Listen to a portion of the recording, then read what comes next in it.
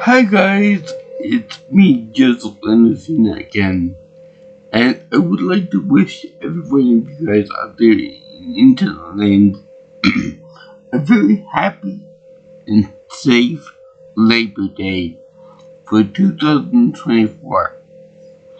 Now, this holiday is dedicated to all the hard work that people do around the country, whether it be manual labor, whether it be dealing with road work or construction work, for example, or police work or school work for that matter. But I would like to take the word labor as more of a literal term because this is both a literal term and a term for endearment because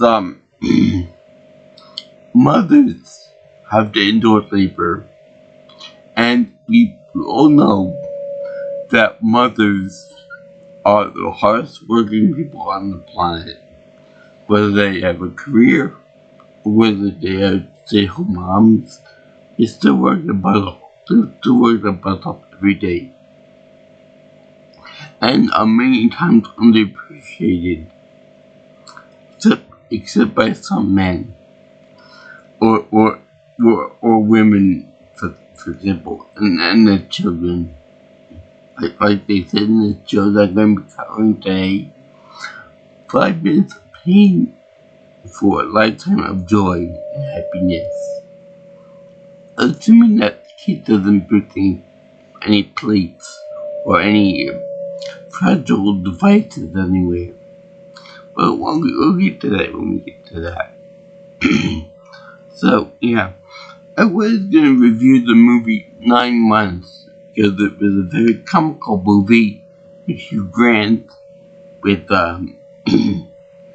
Robert Williams, and Julianne Moore, among a few others, but I can't find it. I used to have it in my collection, but I can't find it anywhere. So I'll probably save that for next year.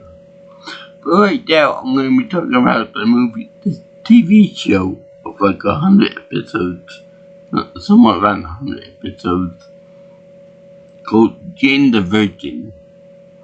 And you might be asking yourself, you're a manly man. Why are you talking about a girly show featuring love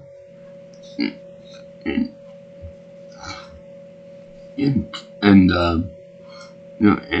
romance and marriage and all that prissy girly stuff in Spanish, no less?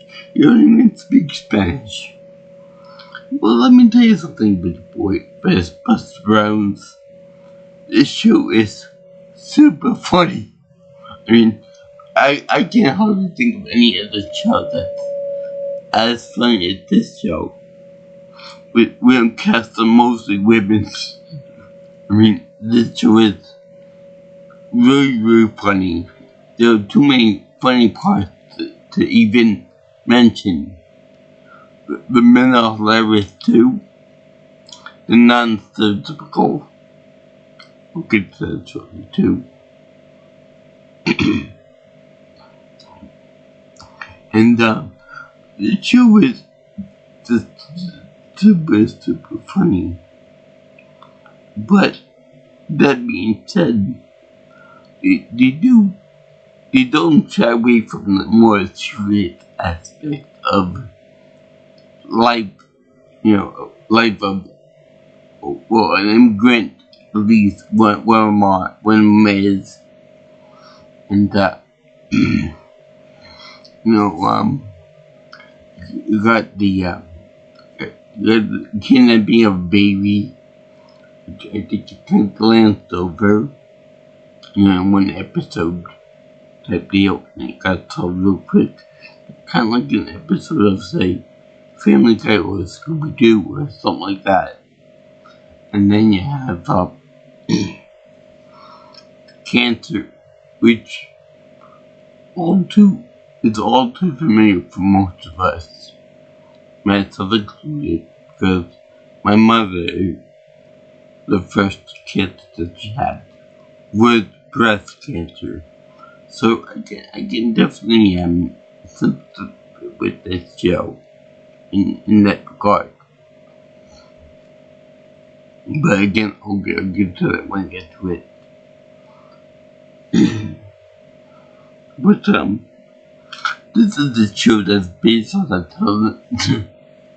telenovela, which I think the way they describe it in the movie is basically a soap opera put on steroids. So like it's over dramatic, overly funny, overly, there are so many plot twists and hidden characters and stuff. You see the see this one character who had like a twin sister who was long lost that turned out to be evil and stuff. But I'll get to that in a moment. Now, this entire show, there are some controversial character choices. Like, for example, this guy who is like this, he built up to be in the first couple episodes like this stereotypical, this stereotypical is Latin beefcake, a rich boy, playboy, who doesn't really care about a minor character and whatever. But he quickly turns out to be a nice guy toward the end of the show. He ends up getting married to Jane. Spoiler alert, she's not a virgin at that point. But the controversy comes from his two offspring. Well, actually 3 offspring. We know the text as the narrator says. The first offspring is Mateo, that's the kid that Jane has for him after he is mistakenly artificially inseminated by Rose, his sister. Now, it's quite weird that Mateo has ADD or ADHD, I forgot which one it was. But, they tend to play that up a little bit. I'm not quite sure if that's the accurate, display of, ADHD, the accurate representation of it. Yeah, I don't know because I don't have one. I don't have it. I know people do have it, but I don't think they're accurate to describe them as such.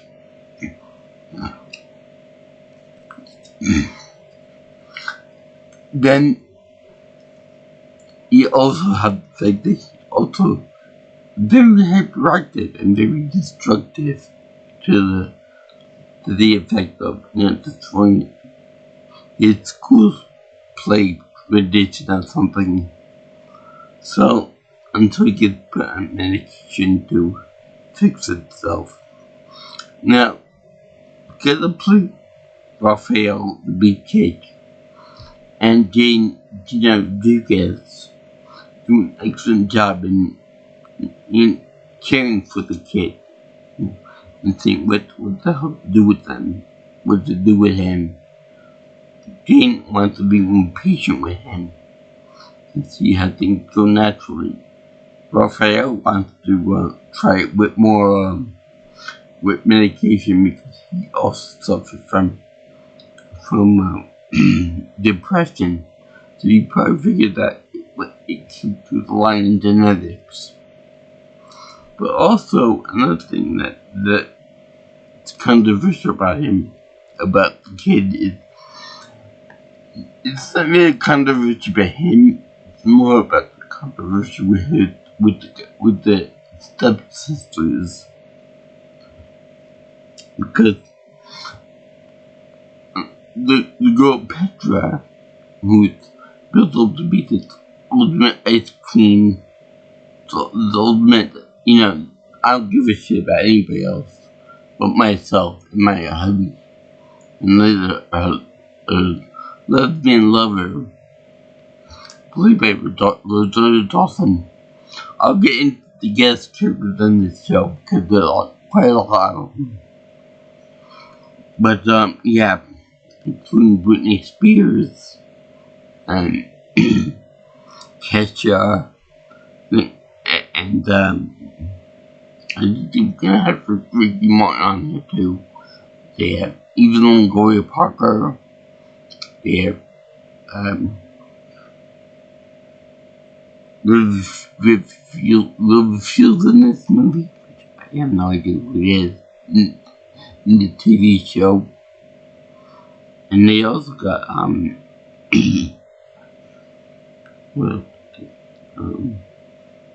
they had somebody else too. I can't remember the name offhand, but yeah, Diane Guerrero who plays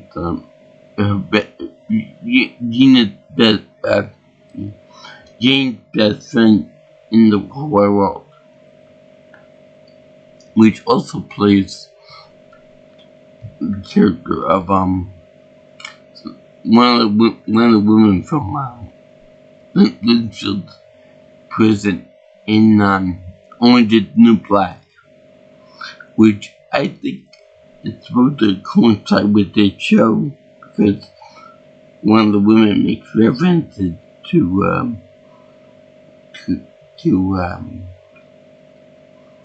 a redheaded woman a redheaded Russian that makes food in a lady prison. So that's how we read from the Orange is the New Black TV show. So anyway, the thing with the controversy is that Mateo looks Spanish, both of his parents are Spanish. Okay, and with Petra is a very beautiful blonde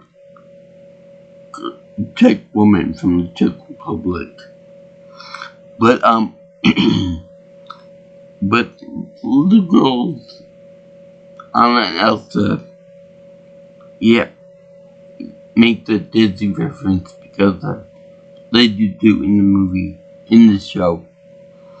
But those two are about as pure white and blonde as you're ever gonna get. This bothered me a little bit because you would think that they would include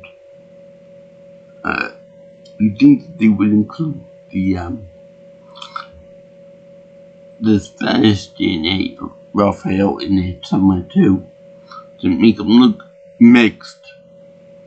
I'm sure that they probably could find twins somewhere that were Caucasian and Hispanic somewhat, but it doesn't look right. It looks like all the DNA came from Petra's side of the family, and the Nesca too. And when I looked at IMDb, it was weird because I saw Petra on it at Yale. I can't pronounce the whole thing, but whatever whatever it was. She played two characters, and I was like, who the hell is Nesca? Then I found out that it was her. Now, that's where another controversy comes from. And that being, Nesca is, the slower of the two twins. Because apparently twins lived in the family. And, apparently, what's her name, Petra is the more beautiful twin ever than the blonde. But, I don't like the, depiction of Nesca as being slow. Like, they portray her being slow and dim-witted too. And just outright stupid and explosions. Like worse than Forrest Gump. Now, there is something that I gotta say is rather interesting. I do prefer the actress to play Petra when she portrays Nesca because she's so much more lively, so much more fun. The accent is so much better, and she's feeling more believable. I mean, I get she's ranging, but I can definitely sympathize with Nesca more. Plus, she's more friendly too. But and she's used to getting poor treatment by her mother, which was the lady that I referred before about the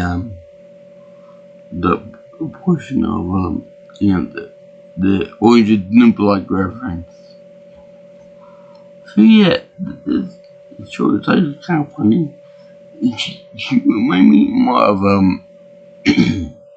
like Jennifer Coolidge, only with eye patch and with missing arm. Her grand, and she's very bitter, very bitter. To the point that she pushes Jane's grandmother down the stairs at one point, and immediately she gets her back by saying, I'm an American citizen now, bitch. You better watch out.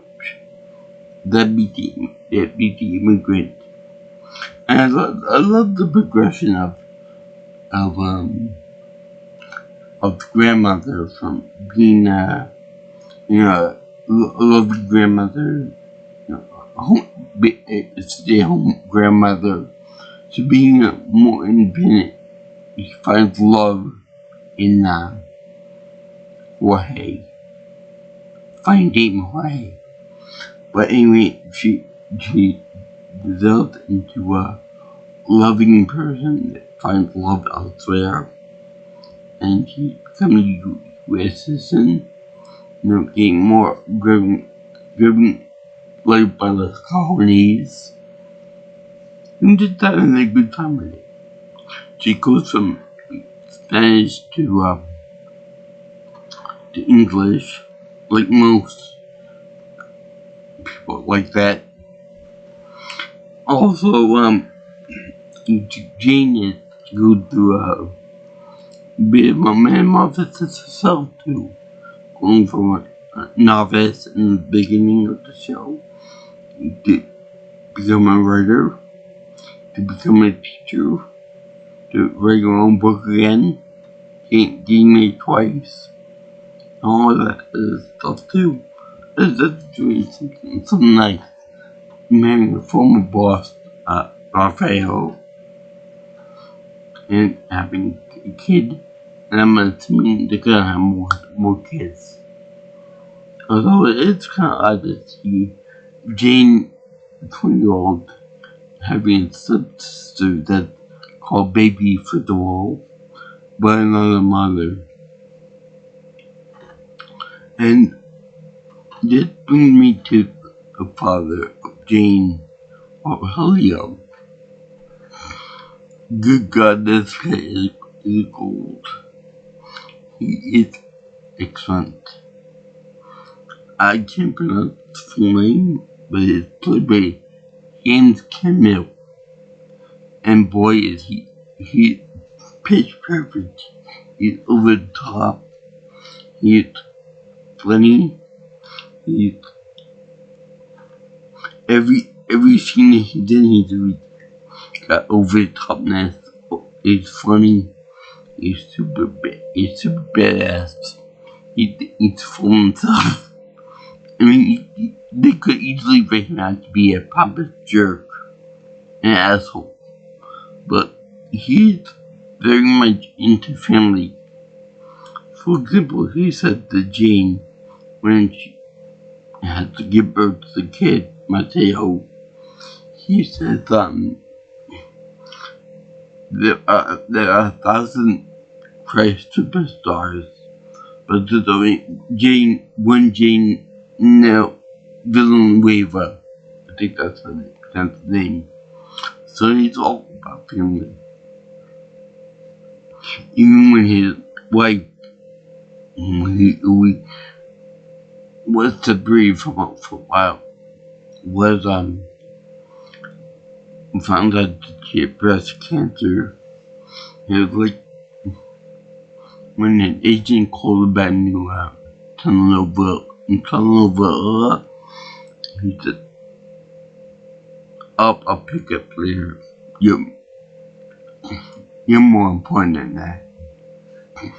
And I love the way he dropped everything for to see his daughter. And it's going to be a grandfather to the son Mateo. And be a father for baby. Even though his mother is a bitch and a half. To help him out with Zia Mara's breast cancer. Now, I like the way they portray the breast cancer scare because Zia Mara is a very beautiful woman. From head to toe, she's glamorous, she's athletic, she's fit to dancer, she's the good mother, and she grows up too. Unlike Lorelai in the Gilmore Girls show, she actually grows up a lot. And the thing of it is that I know what it would like to do with breast cancer with my mother. Then I don't have to do with it because let's face facts, okay? Breast cancer is disease that mostly affects women. 95% of all cases that involve breast cancer are women. So it's mostly a woman disease only. So let me just give a small amount of it, small moment of time for all those women out there with breast cancer or who have had it in the past.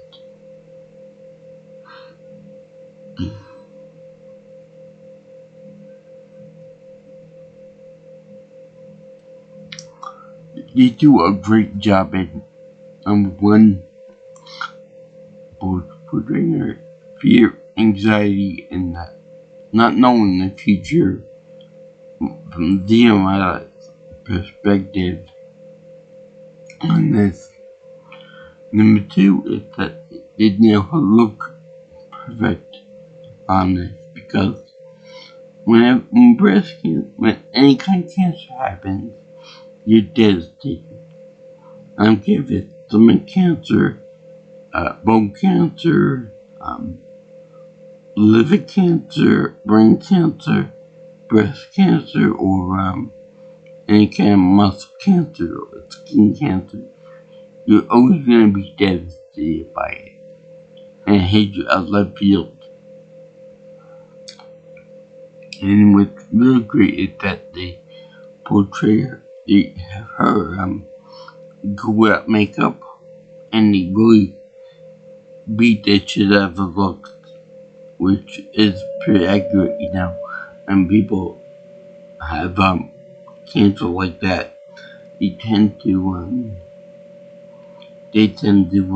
not give a crap about the looks, tend to be sick all the time, like throwing up, vomiting all the time, and it drains your entire body of everything, and you do a good job in portraying that.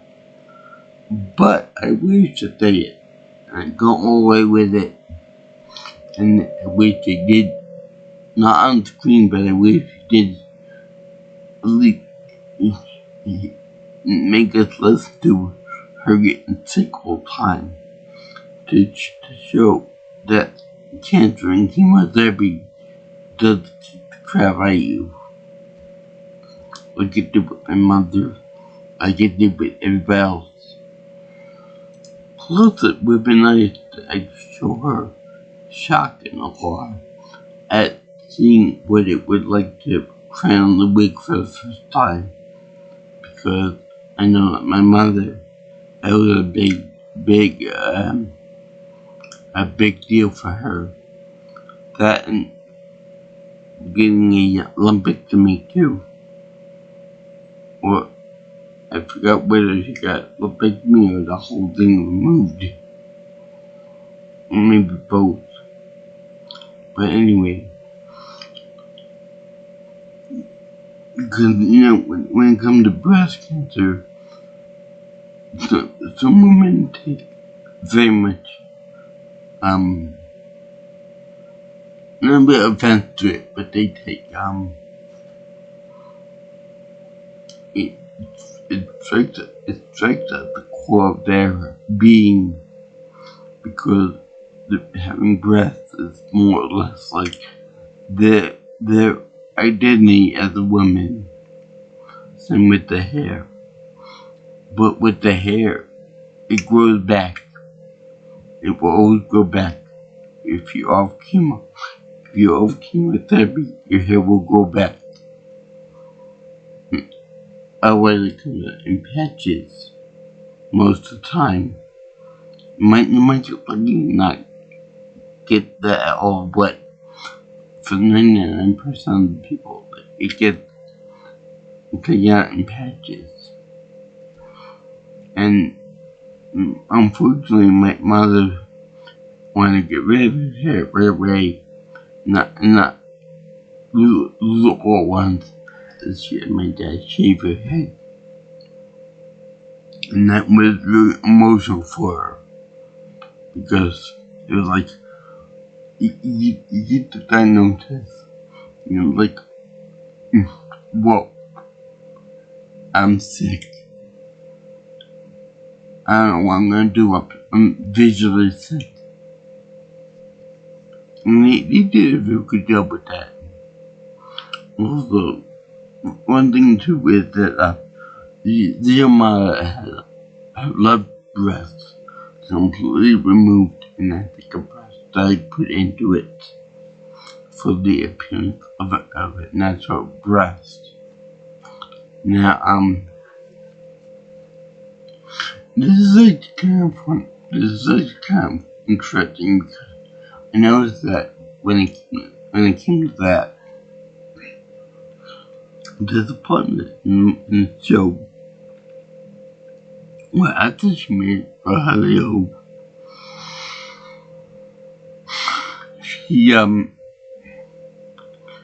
would like undress me in like a nightgown / laundry type of ensemble.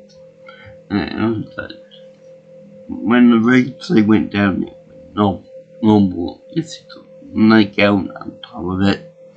But then when they cut the left breast, the left side of it, they cut away from it to her backside.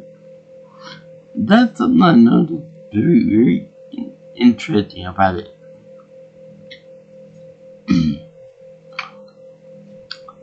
And of course, what's his name? But Leo was mature and was not as zany as he was, on normal circumstances.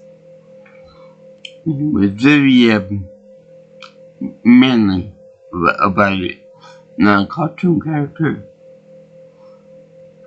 Which I kind of respect that about him, as a character. Anyway, they also have Jane Villanueva having a boyfriend and then a husband, and he was Michael. Now Michael has bit of an issue, because Michael was killed off in the third season, which I thought it'd be like another vision type thing, like a vision of the future, like Madam Web, and that could change. But then I was like, oh no, it really cut him off. They give him a permanent death.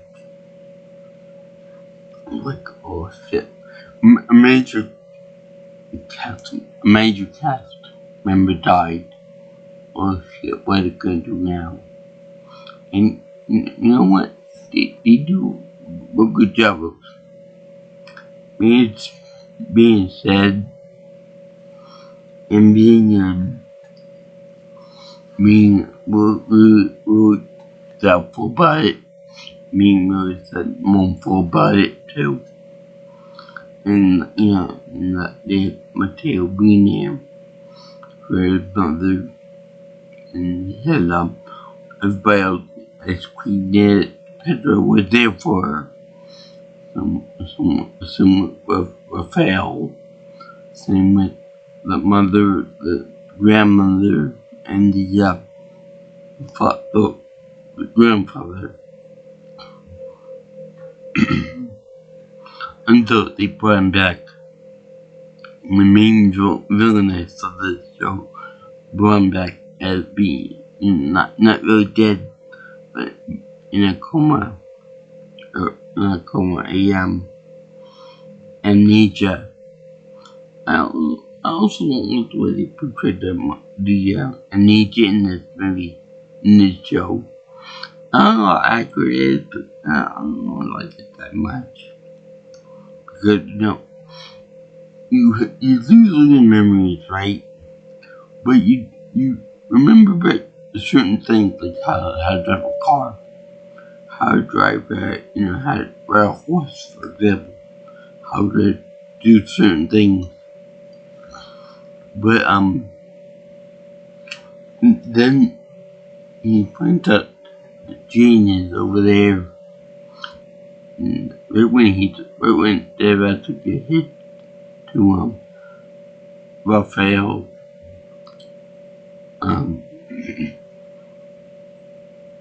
Michael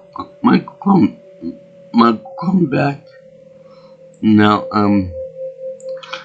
he come back as this other persona called Jason. After Jason's 40s, they kind of put like a little pop culture in there. They also put some political jokes in there here and there, but not over the top. And that also they had this guy, and they like did the like he looked at the straight man, like, yes ma'am, no ma'am, I have no personality ma'am, I don't like this ma'am, I don't want to be a country boy, I hate everything in the sea ma'am, I want to go fish with you ma'am, I want to catch a big fish with you ma'am. It's like, come on, give him a little bit, give him a little pizzazz. But no. And then, right when he says goodbye, that's when that memory comes flowing back. Again, because to Lavelle, right? By the way, the guy in the narrator, I called it was Mateo when he grew up. But it was funny because this guy is just so funny. Like, I guess like he speaks in third person. I guess that this is the way it is, and like you and this and that. And he's just so funny. But with the funniest part was with Hello, when he says, you're an adult teen in a TV show they're filming. He said, they cut my penis, Obviously referring to the TV camera went off. But yeah, this can also refer to the twin sisters, meaning Petra and Alaska. And it's just all fun. This guy has more fun lines. It's very funny. For example, he does, sometimes does know the future, sometimes doesn't know the future. Sometimes it's a guess game. Other times he's like, I knew it was right. But yeah, it's really fun. It did you just from all the characters. You get to look amazing in time because this one's coming back from the dead. That one's coming back from the dead. That one died permanently. And Nazca did this thing where she tried with Petra. Now, I would think she played her sister and then paint and dye her hair. If you dye a woman's hair black or brown or whatever, that shit that shit's messy. That would get out the carpeting and whatever. You would notice it. Likewise if you bleach your hair. But anyway, you do the switcheroo thing and you make a reference to come play with us forever and ever and ever from The Shining, which was very funny. But we're both the twins. And let's see here. Yeah, speaking of twins, Diane Guerrera has a nice pair. I'm not gonna say anything else because I might get in trouble, but she doesn't get to show anything off on Orange and Black, but on this show she does. I'm not gonna say anything else with that. But also Petra learns how to become a better mother for her twins, not being so regimented, so strict, go with the flow and not be regularly as they say. And you know, it's funny, when Alaska was talking to the twins, they're like, they get the pleasure from seeing the misery of others. Like you, sister. And that's funny, because Petra does all that. And also, I would think that to keep up the rules of Petra being polite as Alaska, you got like a seizure where I never had a seizure before. I know people who have seizures before, and she had with a seizure, she had a fainting spell. She fainted. That's not great. When you get like a seizure, your whole body shakes uncontrollably. She just got knocked out. That's all that was. And it's on the floor and cozy and all that stuff. But you can actually run the risk of biting your tongue out of your head. And bleeding to death by swinging your own tongue and stuff. Or your blood or whatever. That's why people always put something in there that makes sure nothing you can't bite down on anything. So anyway, to keep up the illusion that Petra as necessary in the like the sedation and stuff, she has to put the real Nazca has to put a injector with something. So you would think that would that would be detected by some of the machines that keeping her on life support. Speaking of which, Petra is very funny because she gets a call from the doctor from her mother. Now keep in mind the mother's still alive and well and everything else. Just uh, she got a surgery to remove part of her leg, and she's like, okay, pull the plug. But no, we don't need to pull the plug. I'm ready to go just pull the plug on her. But we're not ready. We don't need to do that. It's like, yeah, you just need the emoji of a plug in a hat and one of these. It's like, nobody that cold towards the parents, towards the woman that brought them to America, to give them life, to give them a better life. I mean, sure, the woman's bad as the bone, but still, she deserves a little bit more of this stuff than that. I'll tell you, this show is, some parts are just batshit crazy. And then you got, and at the end, during the wake scene, which I cried, by the way,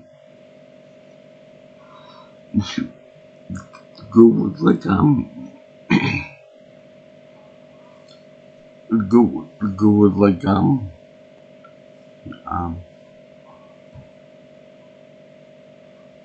for obviously inseminating you, you're welcome.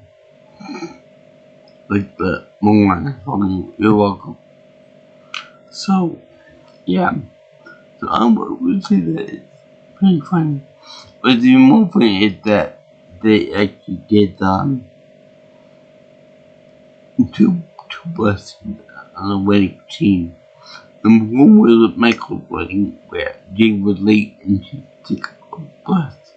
And I could swear to God that when they did the busing again, they used the same driver and the same bus.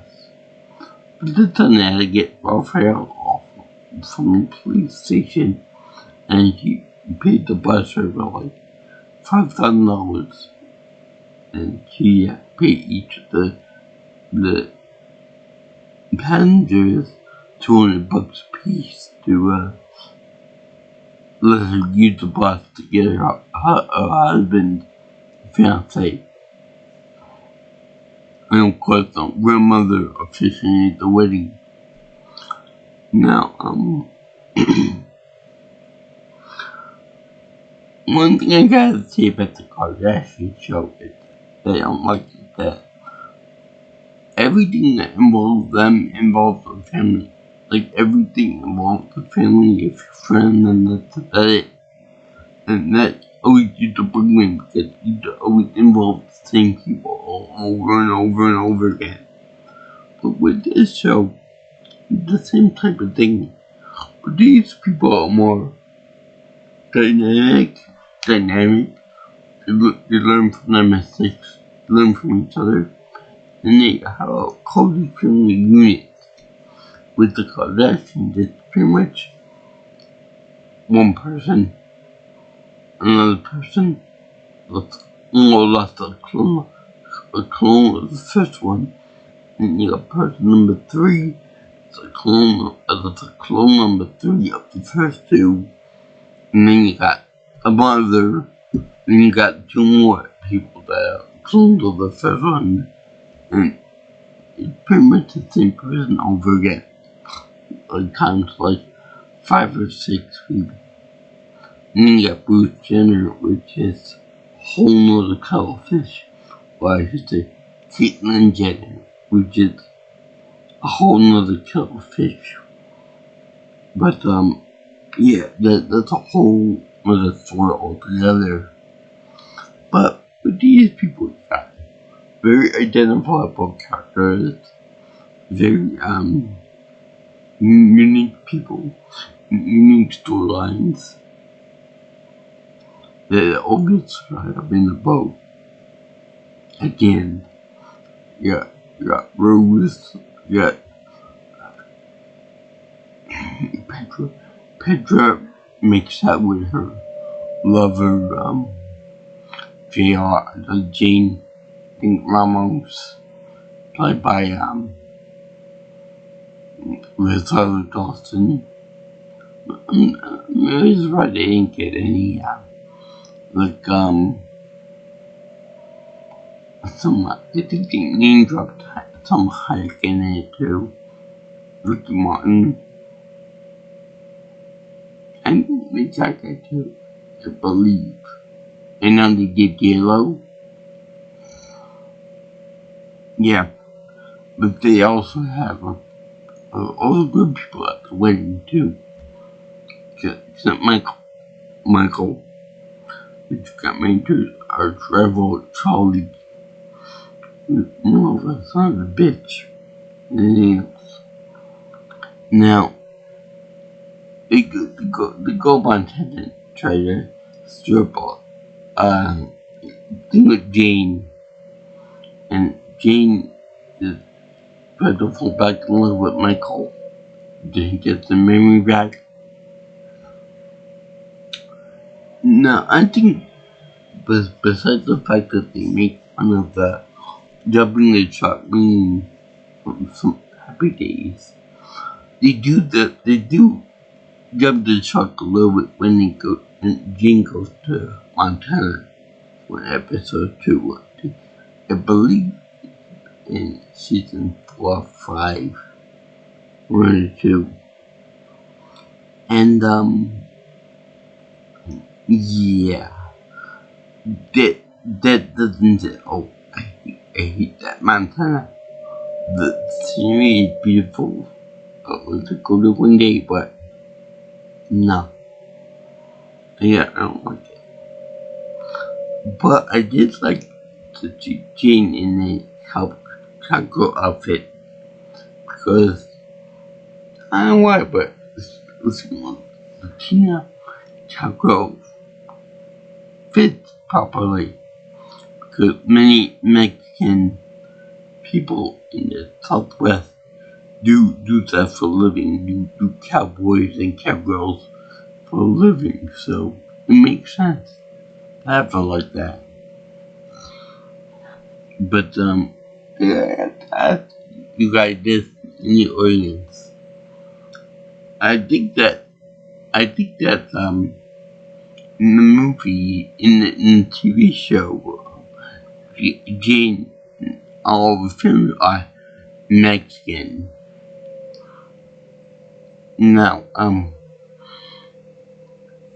Gina Rodriguez, I think, is Puerto Rican, and I think the other people are of various ethnicities as well. So, does it bother anyone that the Latina race is like interchangeable? Kind of like with Asian people. You know, you got a role that you need for someone that's Chinese. You want, they can fill the role with Japanese, Korean, or Vietnamese, or whatever person that they call.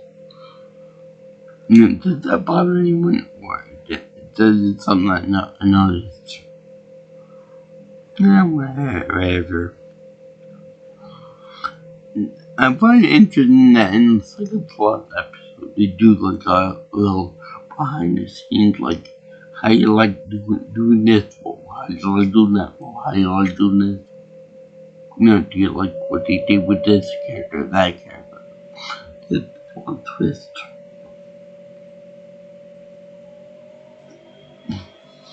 And I like the way how character of Michael, saying that, I like Michael. He was my favorite character.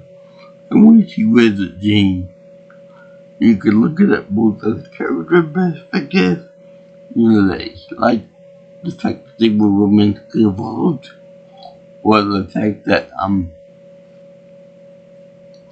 that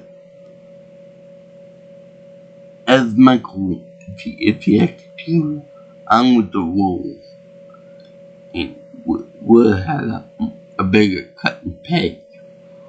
He wouldn't cut like a something episode into it, rather than the whole 100 episodes of the show. Also, I find it a little unrealistic that they would offer Jane $500,000 in an auction for publishing her book. I got published. I didn't get $11,000 auction price for my book. The right to publish it. I wish I did though, but still. Anyway, I love the show a lot. Because it shows her as a working person, and it also goes back to her working at the Marabella hotel that Petra and Raphael and a few other people have cycled through. Even Alaska owned it private at one point before she died. And you gotta admit, the actors that played both Alaska and Petra, beautiful. Gina Rodriguez, beautiful. Andrea Navarro, I think that's her name, played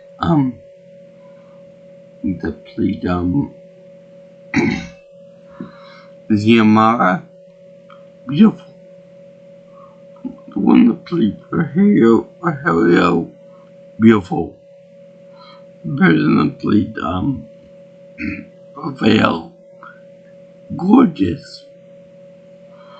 Now, I gotta admit though, I like Jane. I thought it was brave of them to pick a woman like this who was not like a bombshell, like a 10 out of 10, perfect leg, perfect thighs, perfect butt, perfect figurine, perfect everything. I like the fact that Jane is more of the every woman than anything else.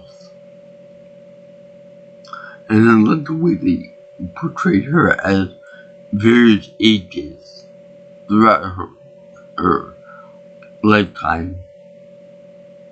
The most notable, and I think the most used person is Jenna Ortega, which in a few days' time will be in the new Beetlejuice movie.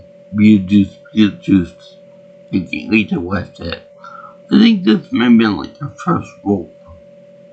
And it's really kind of precious that during the wedding scene in the last episode, we have Zima and Alba, the grandmother, watching her come down the aisle. And they show her as a little kid, as a big kid, as a teenager, as an older teenager, and Jane being a Rodriguez version. So they show like this progression to being going down the aisle, a big milestone. And it's been quite nice to see all that. As a parent would. And yeah, this show is great at some levels.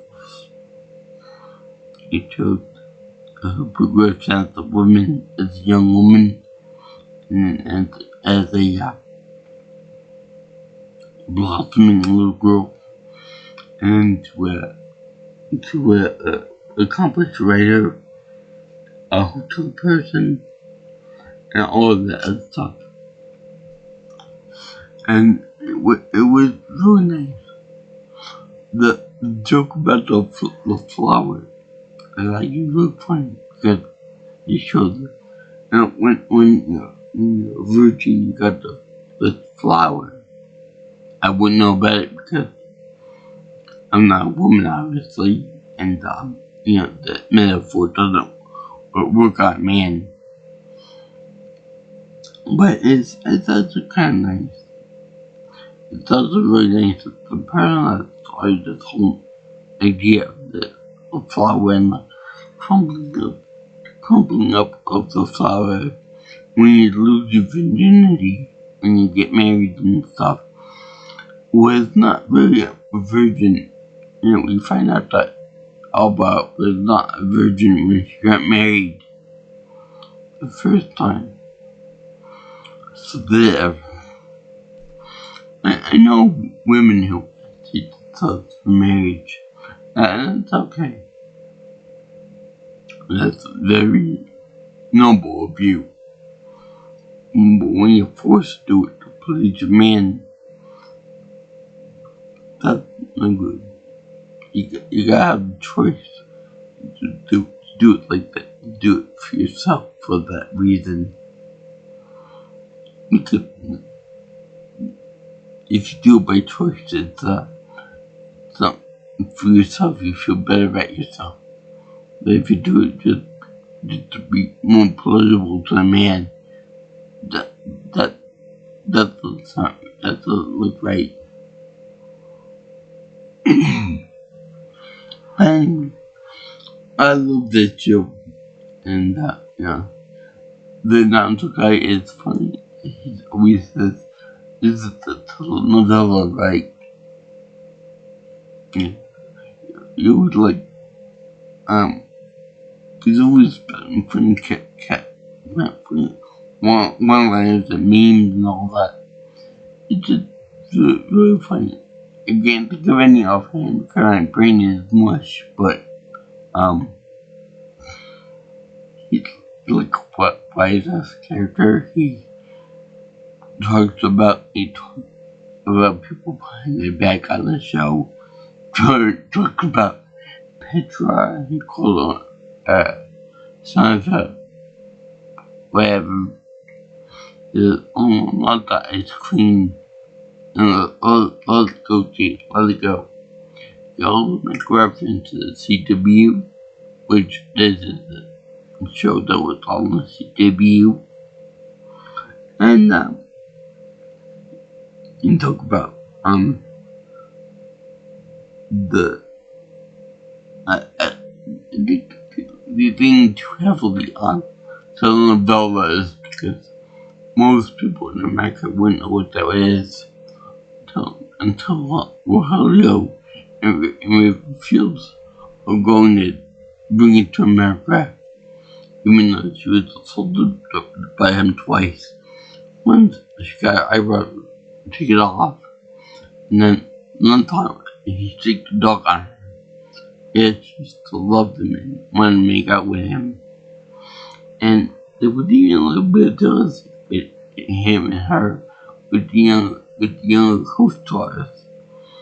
He called them fetuses, which is really funny because the young bucks want to take over. So yeah, this show is just 100% awesome. And thank you for watching my video on Jane the Virgin for Labor Day 2024. This show is amazing, but it has some serious parts. Like, for example, I didn't make mention of it before, but like in the movie My Sister's Keeper, Zima makes friends with somebody over there who's also going through her cancer struggle. I forgot what cancer she has, but at this point it doesn't matter because, like I said, you can have brain cancer, you can have bone cancer, you can have liver cancer, lung cancer, heart cancer, whatever else.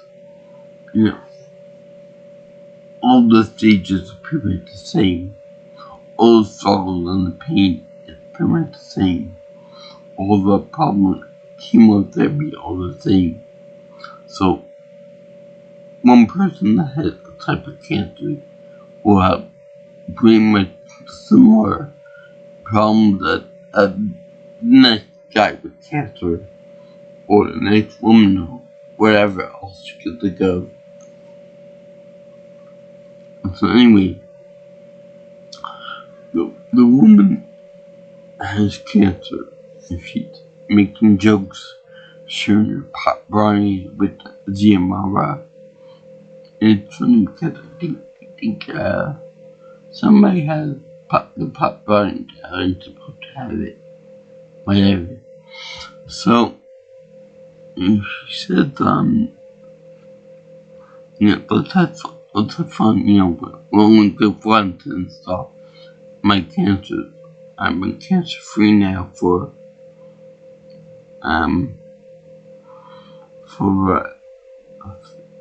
3 years or something like that, 5 years, something like that. And next time we see them, like,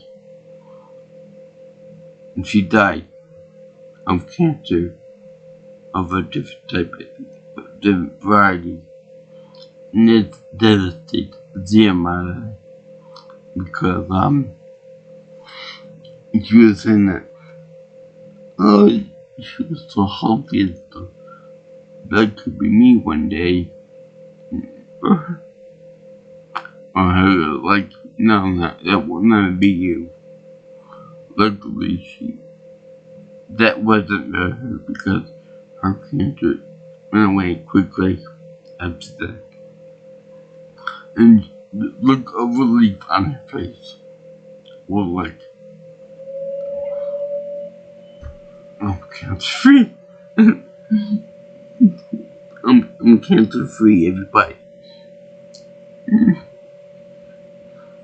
And everyone will have to be about it. And trying to even Petra, the ice queen, drunkenly said to everyone, yeah, who made support. And it means a lot to everyone. No. You might ask why I'm being so emotional. Fair question. My mother was in remission for a good couple of years. And then someone else got cancer. And then someone else that got cancer. And that went into remission. And then something else happened. So, and I told my mom had 5 tears of cancer. Each one went into remission. And then they came back in some other form.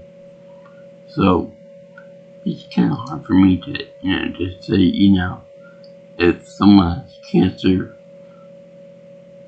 it's great that they're in remission. And it's great that people think that they're gonna be okay. But from my experience, they always come back. They always come back in another form. Whether you remove the part that has cancer, like testicle cancer, or let's say breast cancer, or if you remove the lump in your head, or you remove the patch of skin with skin cancer, it will always come back. It will always metastasize into something else. I mean, I hope that never happens to anyone that I know else, or someone else I know, but it will always come back. Like, with Ziamara's friend, like, from Twitter, it will take that person, and then take that person, and come up to you. And so you'll skip that person, and skip that person, and it'll come up to you. So yeah.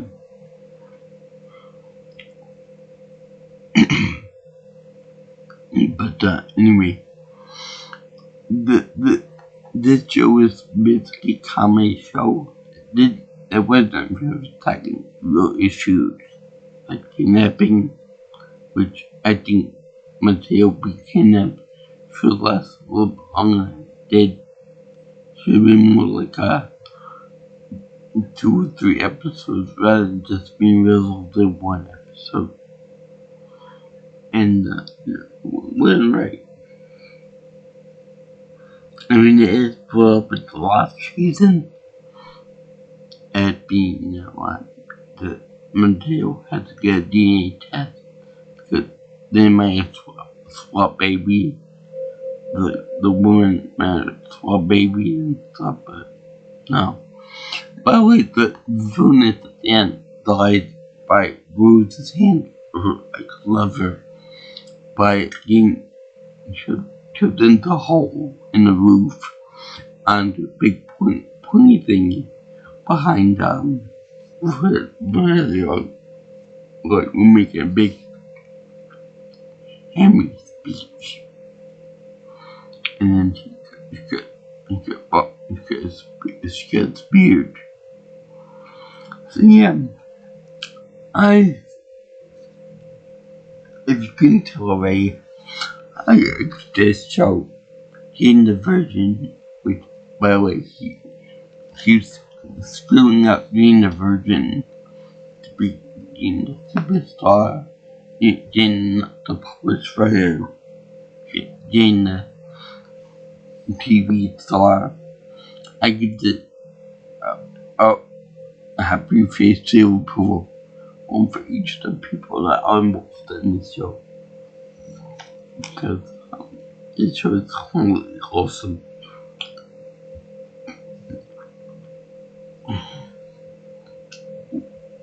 No. One thing I have to worry about is that in this show, it's primarily in Miami, or the area around Miami. It would be nice to see the Everglades, or a little diversity in some people, because mostly you see a bunch of Spanish people, white people. I've seen like a handful of Asian people there, a few black people. You would think that they would have a little more diverse cast than that. And there's something else too.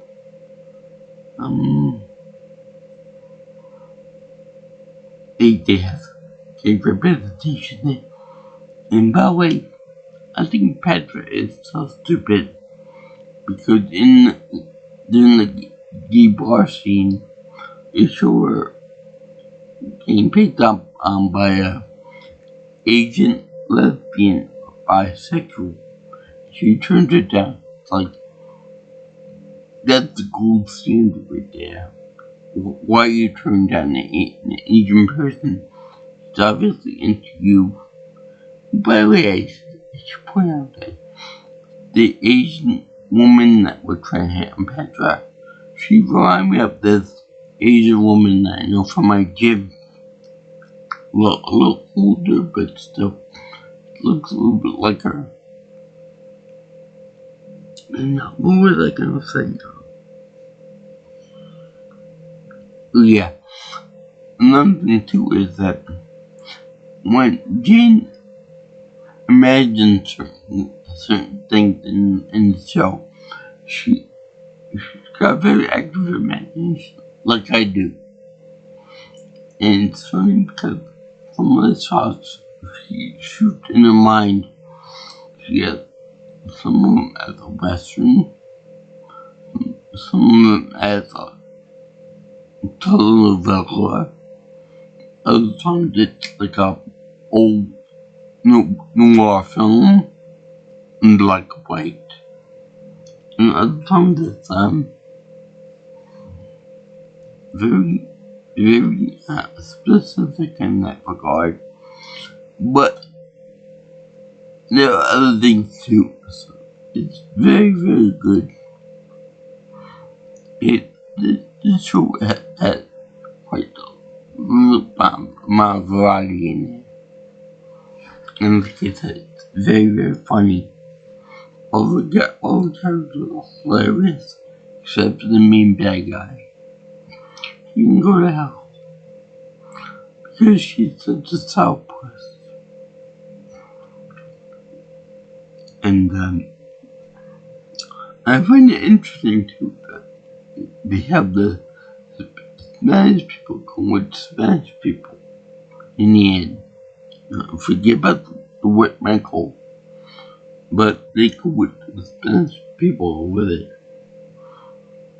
I'm sure they probably got cultural, know how and cultural get together and stuff, but still, it's kind of noticeable. When you put some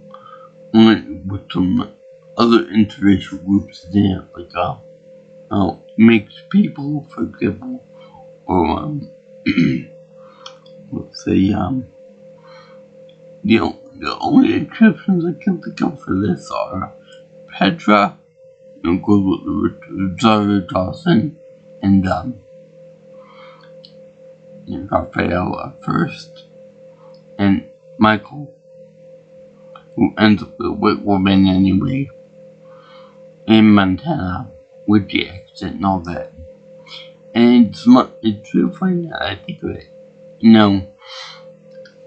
I've always heard of rumors that women getting pregnant by using a turkey baster and then sitting upside down. Is that true? I think do ladies really get pregnant by that way?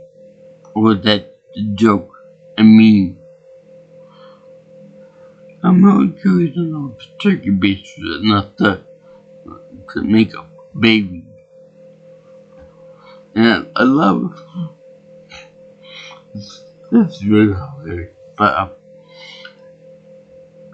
you talk about how Raphael froze the sperm so that eventually it would get to be used one day.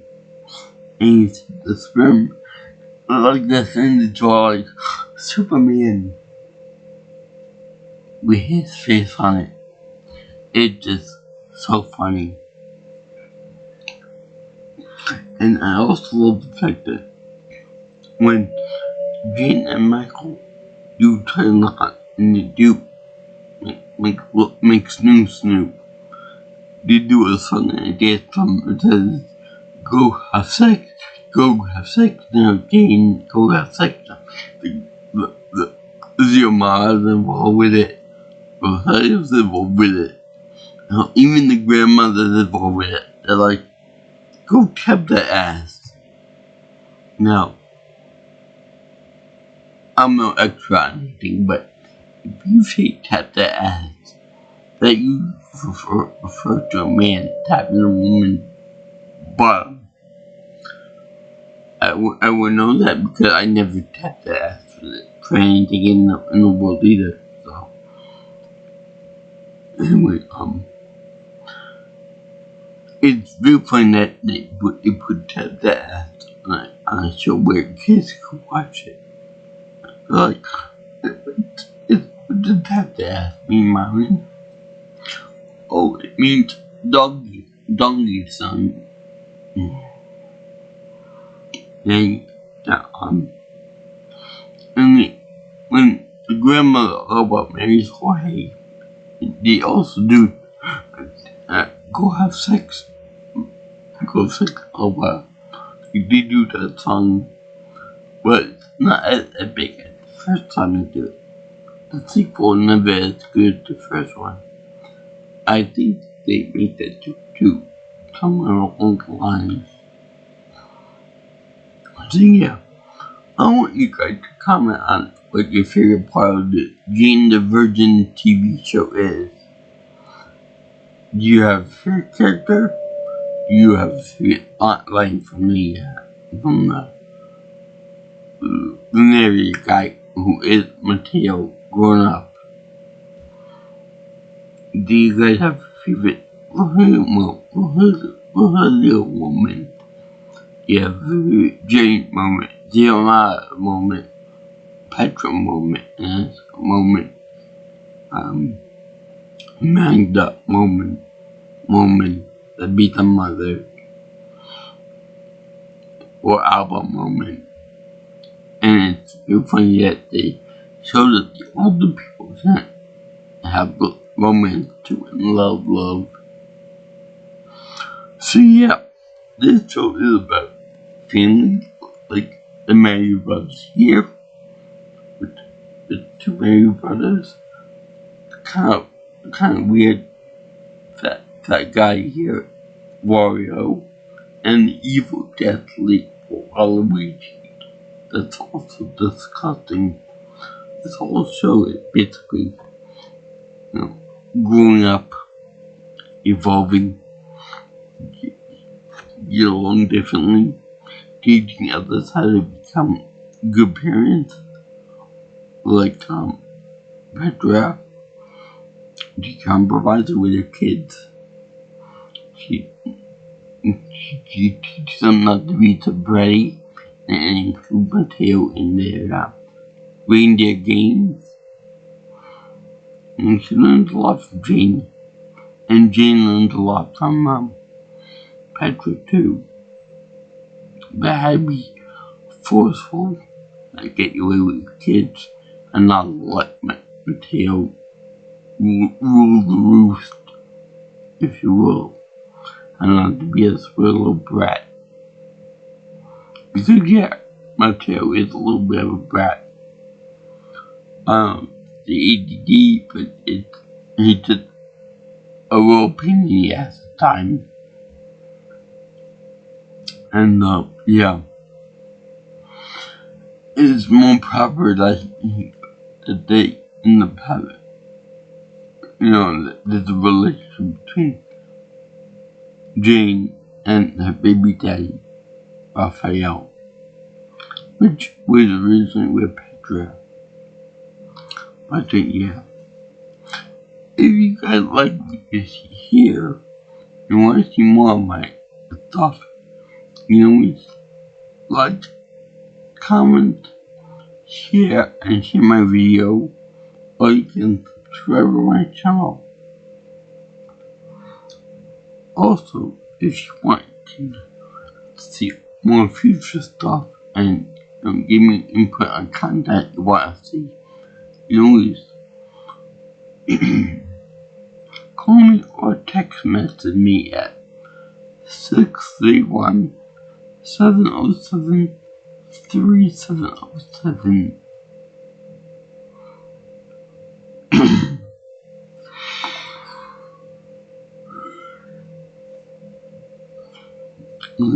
We get me on my Twitter or actually at P Nelson Pro. Also, you can get me on my email at jjsviewingchannel@gmail.com. So, I love this show. I went for over an hour. Over an hour and 15 minutes on hour. I love this show. There's 100 episodes of it. Go watch the show. I saw it on Netflix. It was the first show that I binged from the beginning to the end. See, you should watch too. You won't regret it. It's funny as all hell. So now I can watch other stuff too on Netflix. And boy, if I got some good stuff that I saw.